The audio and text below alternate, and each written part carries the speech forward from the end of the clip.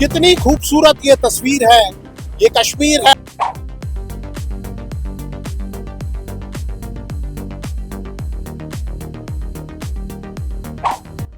डल झील के किनारे, और जब भी आप श्रीनगर की बात करते हैं, कश्मीर की बात करते हैं, फिल्मों में देखते हैं, सीरियल में देखते हैं, न्यूज चैनल्स में देखते हैं, तो डल झील के बिना कश्मीर का, श्रीनगर का टूर पूरा नहीं होता। जो दुनिया का दूसरा सबसे बड़ा शिवलिंग है,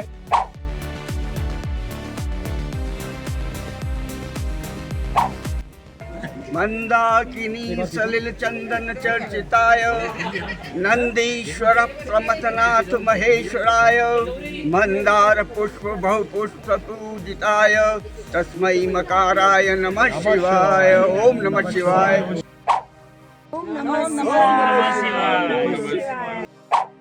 अगर आप यहाँ से लेफ्ट साइड में चाहते हैं तो आप श्रीनगर के स्टेडियम पहुंच जाएंगे, जहां प्रधानमंत्री नरेंद्र मोदी की रैली हुई थी। लेफ्ट साइड में गुपकार रोड है, जहां वीवीआईपीज के बैंगलोज हैं। सब ये बोलते मुझे वोट डालना, वो बोलते हैं हमको वोट डालना। हम बोल जो अच्छा बनेगा, अच्छा नेता बनेगा, उसी को वोट डालेंगे हम। और बड़ा एक दिव्य माहौल है यहाँ पर श्रीनगर में।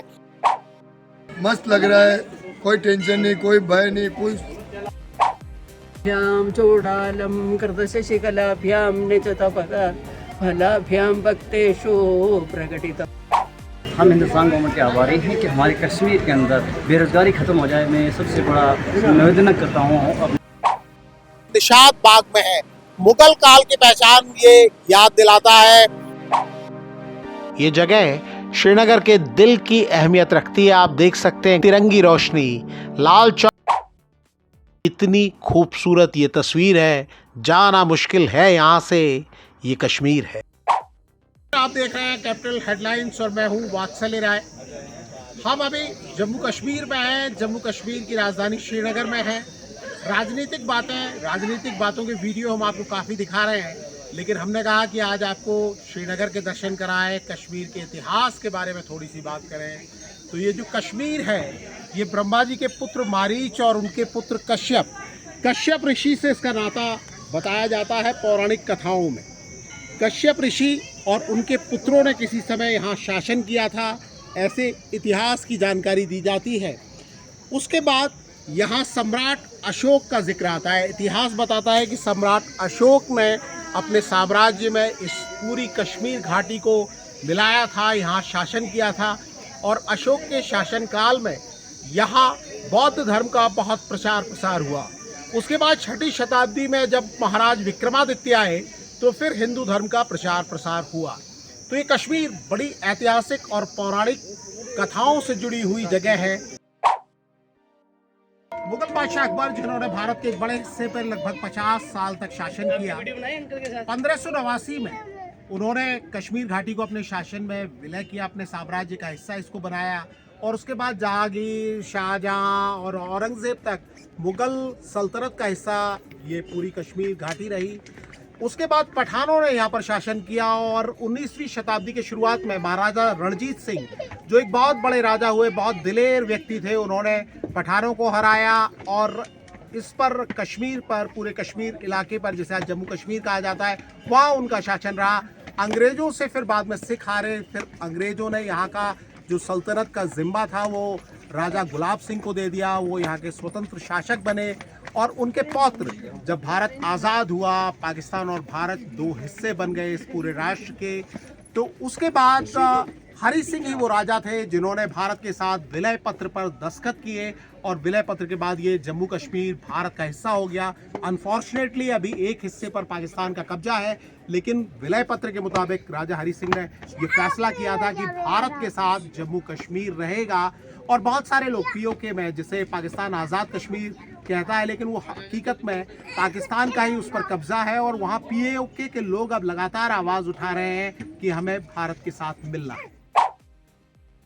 हम आपको जम्मू कश्मीर की समर कैपिटल श्रीनगर का एक नज़ारा दिखा रहे हैं, दर्शन करा रहे हैं, जिससे आप समझ सकें थोड़ा सा। जो लोग यहाँ आते हैं वो तो इस शहर को अच्छी तरीके से जानते हैं, जो लोग यहाँ नहीं आ पाते हैं उनके लिए हम ये खास तौर पर वीडियो बना रहे हैं।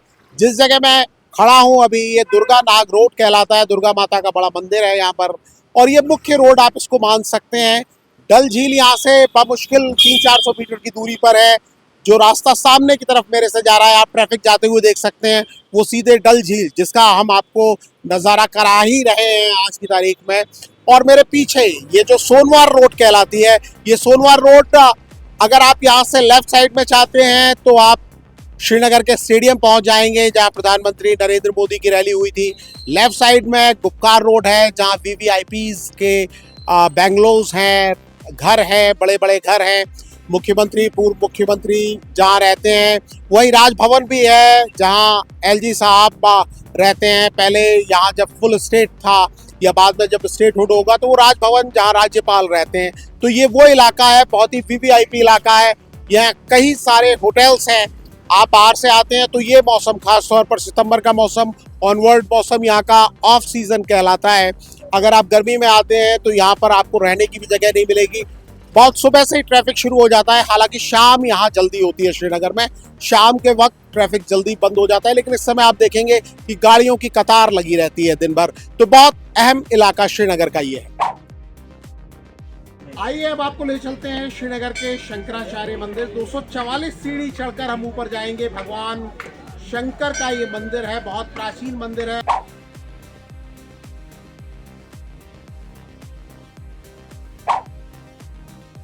हम आपको दिखा रहे हैं शंकराचार्य का मंदिर। श्रीनगर का बहुत ही प्रसिद्ध और आध्यात्मिक मंदिर है ये। मान्यता है कि 8वीं शताब्दी में आदि शंकराचार्य महाराज यहाँ आए थे। यहाँ दुनिया का दूसरा सबसे बड़ा शिवलिंग है। कोशिश करेंगे कि आपको गर्भगृह के दर्शन भी करा सकें। श्रीनगर के तल से 1000 फुट यानी करीब 300 मीटर की ऊंचाई पर यह मंदिर बना हुआ है। बहुत सारी सीढ़ियाँ हैं। बहुत बुज़ुर्ग लोग नहीं आ सकते, इसीलिए हम ये वीडियो बना रहे हैं कि जो लोग नहीं आ सकते वो घर बैठे दर्शन करें।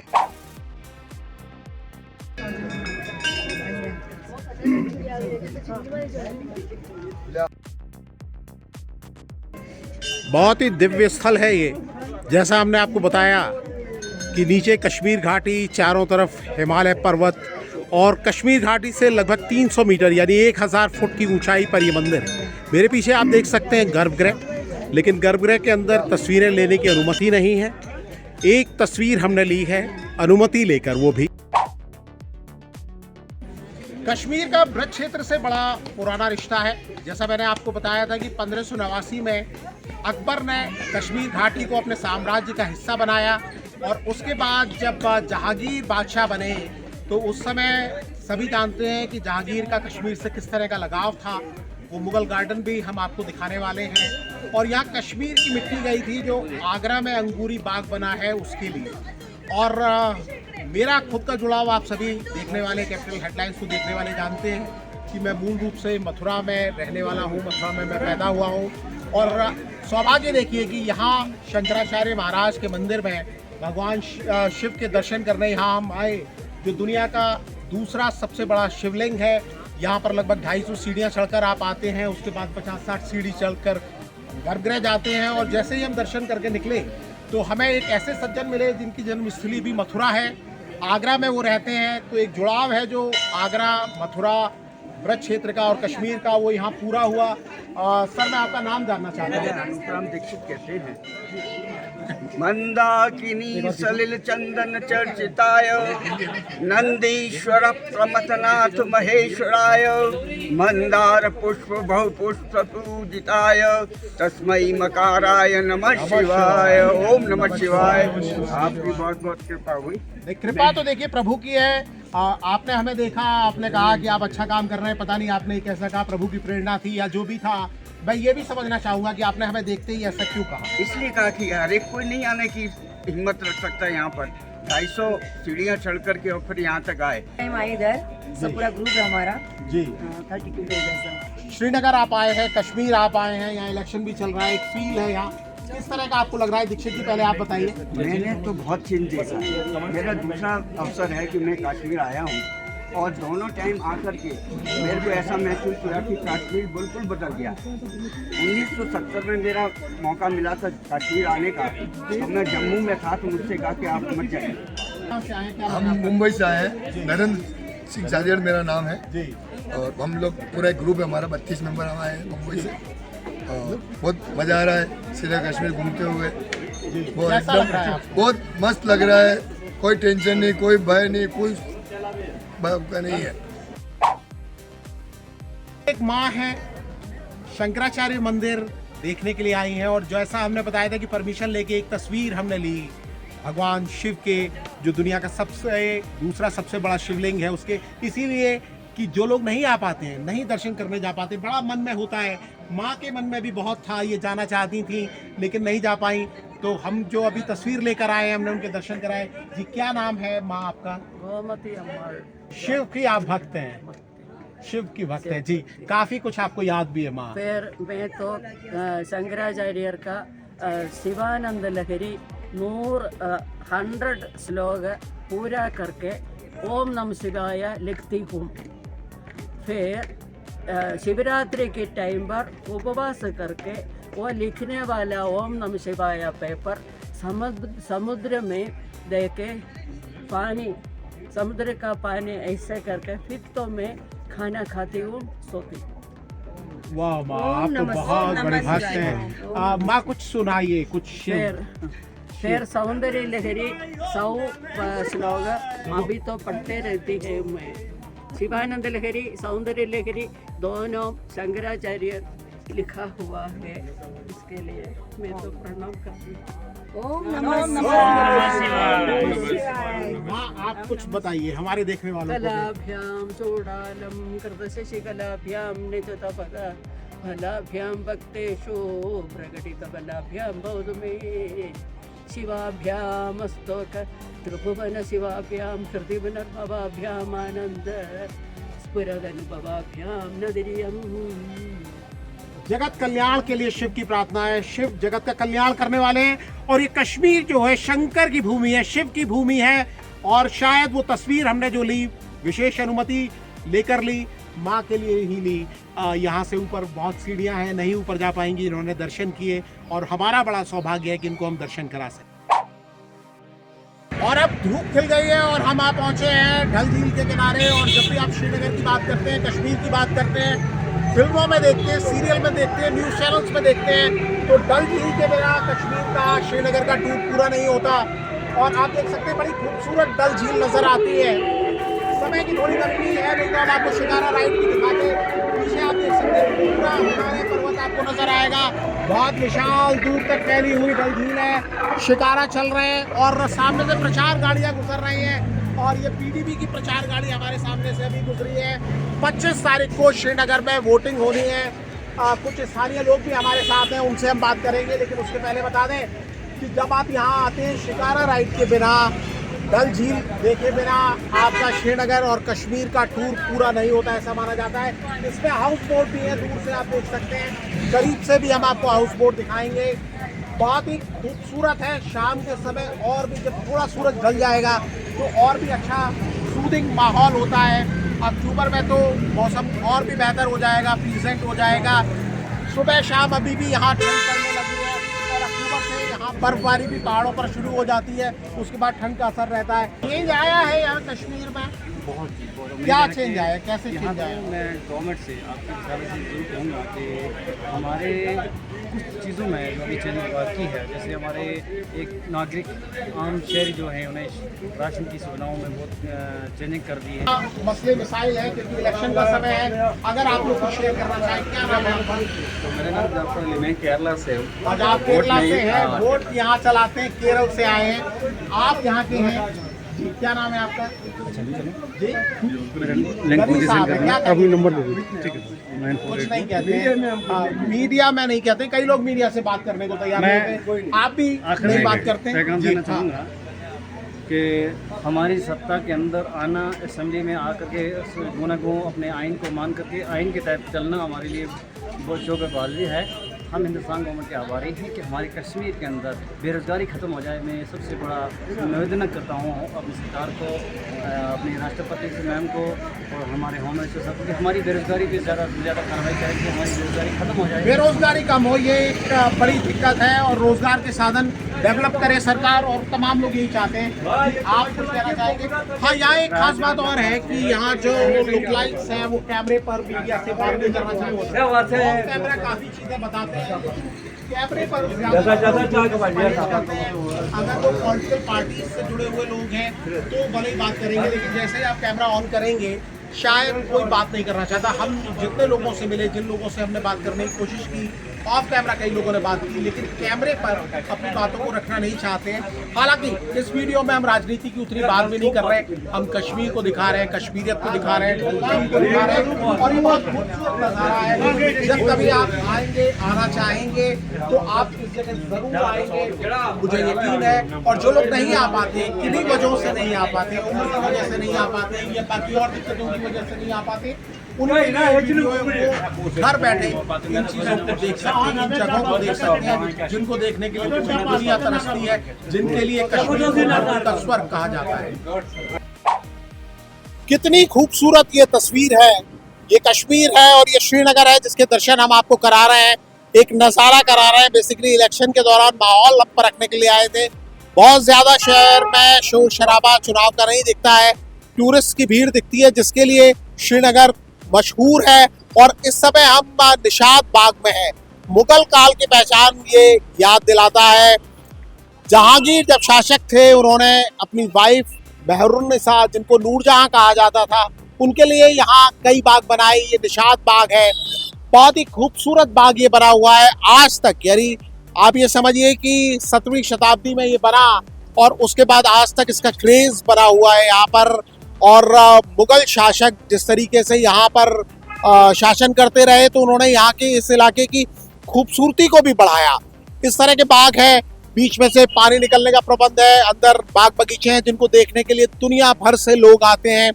और जैसा मैंने आपको बताया कि यहाँ से लेकर आगरा तक एक कनेक्ट बना मुगल शासन काल में, और बहुत ही खूबसूरत इस तरह के 6 बाग यहाँ बने हैं, जिसमें चश्मे शाही भी है, शालीमार बाग भी है, निशात बाग जिसे आप देख सकते हैं। और दिन भर यहाँ चहल पहल रहती है, और खास तौर पर जब मौसम अच्छा रहता है तो टूरिस्ट आते हैं।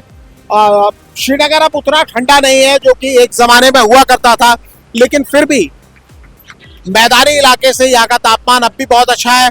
और व्यू पॉइंट के हिसाब से देखिए, अंदर तो बाग बहुत ही शानदार है, पीछे हिमालय की पहाड़ियां हैं, और मेरे पीछे आप देख सकते हैं डल लेक। डल लेक का एक व्यू हमने आपको दिखाया था, जो मेन पॉइंट था वहाँ का, और ये वो पॉइंट है। यहाँ भी बहुत सारे टूरिस्ट आते हैं, यहाँ भी बोट्स रहते हैं, लेकिन ये मेन पॉइंट से थोड़ा अलग है। लेकिन गार्डन के अंदर से बहुत अच्छा और खूबसूरत नज़ारा आता है। और यहाँ जब आप आते हैं तो आप कश्मीर के अंदर, श्रीनगर के अंदर जब घूमते हैं तो ये मुगल बाग जितने भी हैं, चाहे वो चश्मे शाही हो, निशात जहाँ पर हम खड़े हैं, या शालीमार बाग है, वो टूरिस्ट के लिए एक बहुत अट्रैक्शन की जगह होते हैं। और अब हम आपको दिखाते हैं श्रीनगर का मशहूर दुर्गा नाग मंदिर।